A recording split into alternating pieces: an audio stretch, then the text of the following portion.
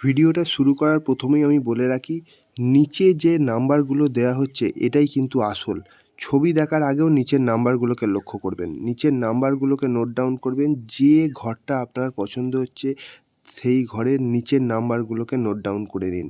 প্রতিটা Asian পেইন্টসের number, colour combination দেয়ালের কীরকম হওয়া উচিত বা হওয়া উচিত নয় তার ওপর এই ভিডিওটা তৈরি করা হচ্ছে। ভিডিওটা যেটা নিয়ে এসেছি তার মধ্যে থাকছে তোমার রুমের colour combination, best colour combination. এই যে কালার কম্বিনেশানগুলো আমি বলে দিচ্ছি, খুব ভালো করে এই ভিডিওটা শুরু হওয়ার আগে একবার শুনে নাও। সেটা হচ্ছে, এর মধ্যে 3টে কালার দেওয়া থাকছে। 3টে কালারের মধ্যে একটা সিলিংয়ের কালারটা চয়েস করে দেওয়া থাকছে। সিঙ্গেল রুমের মানে 4টে দেওয়াল থাকছে, তো 4টে দেওয়ালের মধ্যে একটা দেওয়ালের কালার চয়েস করে দেওয়া থাকছে, আর 3টে দেওয়ালের কালার লাইট হিসাবে চয়েস করে দেওয়া থাকছে। ভিডিওটা বড় করছি না, পুরো ভিডিওতে চলে যাও আর ভিডিওটা পুরো দেখে নাও। ভালো লাগলে একটা লাইক, কমেন্ট, সাবস্ক্রাইব করতে কিন্তু ভুলো না। তো এবার ভিডিও এগোনোর পালা। আর একটা কথা সবাইকে বলে রাখি, কারোর কিন্তু বাড়ির 6টা দেওয়াল হয় না, সবার বাড়ির 4টেই দেওয়াল হয়। আর এই 4টে দেওয়ালের ওপরেই কালার কম্বিনেশনই ঠিক করে দেয় যে তোমার ঘরটা কত সুন্দর দেখতে লাগবে। তোমার ঘরটার ওপরে তুমি যাই তৈরি করো, যেমনই ডেকোরেশন করো না কেন, কালার যদি ঠিকঠাক না থাকে তাহলে কিন্তু সেই ঘরটা কখনোই ভালো লাগবে না। এখানে যে আমি কালার কম্বিনেশানগুলো দিচ্ছি সেগুলো এশিয়ান পেইন্টসের সমস্ত কালার কম্বিনেশান। এশিয়ান পেইন্টস কখনোই আমাকে স্পন্সর করে না, কিন্তু তবুও আমি এশিয়ান পেইন্টস সম্বন্ধে এই ভিডিওগুলো বানাচ্ছি। এই কালার যেগুলো আমি দিচ্ছি, নিচে যে নাম্বারগুলো দেওয়া আছে সেই নাম্বারগুলোকে তোমরা টুকে রাখতে পারো। বেস্ট ঘরের কালারের ডিজাইন আমি দিয়ে দিচ্ছি, কোন ডিজাইনের সঙ্গে কোন রুমের সঙ্গে কোন কালারের সঙ্গে কোন কালার ম্যাচ করে তুমি রাখতে পারো সেটা দিয়ে দিচ্ছি।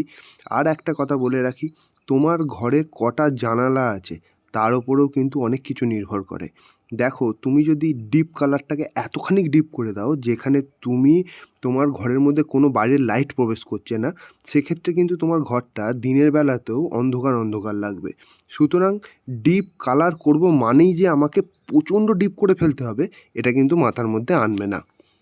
আজকের যে কালারগুলো আমি দিচ্ছি তোমাদেরকে, সেগুলো হচ্ছে সম্পূর্ণ ইয়েলো আর রেড বেসের ওপর কালার। আর তার সঙ্গে এখানে আরেকটা জিনিস ভালো করে দেখে নিও, আমি কিন্তু এখানে সিলিংয়ের কালারটাও মেনশন করে দিচ্ছি। সুতরাং সিলিংয়ের কালারটাও তোমার কিন্তু বিরাট ভ্যারিয়েন্ট করে। তুমি যদি মনে করো যে আমি সিলিংয়ের কালারটা ডিপ করে দেবো, সিলিংয়ের কালারটা একটা উল্টোপাল্টা কালার করে দেবো, বা শুধু সাদাই রেখে দেবো, তাহলেও কিন্তু হবে না। সেক্ষেত্রেও আমাকে কিন্তু একটা কালার মারতেই হবে। যদি ঘরের মধ্যে পুট্টি করো বা এই জাতীয় মানে করো, তাহলে অবশ্যই কালার কিন্তু অ্যাপকোলাইট সাইন বা রয়্যাল সাইনের দিকে যাও। এশিয়ান পেইন্টসের অ্যাপকোলাইট সাইন বা রয়্যাল সাইনের দিকে। তাহলে কি হবে, তার গ্লেজিংটা অনেক ভালো হয়। তুমি যদি মনে করো এসির কালার লাগিয়ে নেবো আর আমি পুট্টি করেছি, তাহলে কিন্তু সেই কালার কম্বিনেশনের তুমি যে গ্লেজটা পাওয়ার কথা, সেই গ্লেজটা তুমি পাবে না।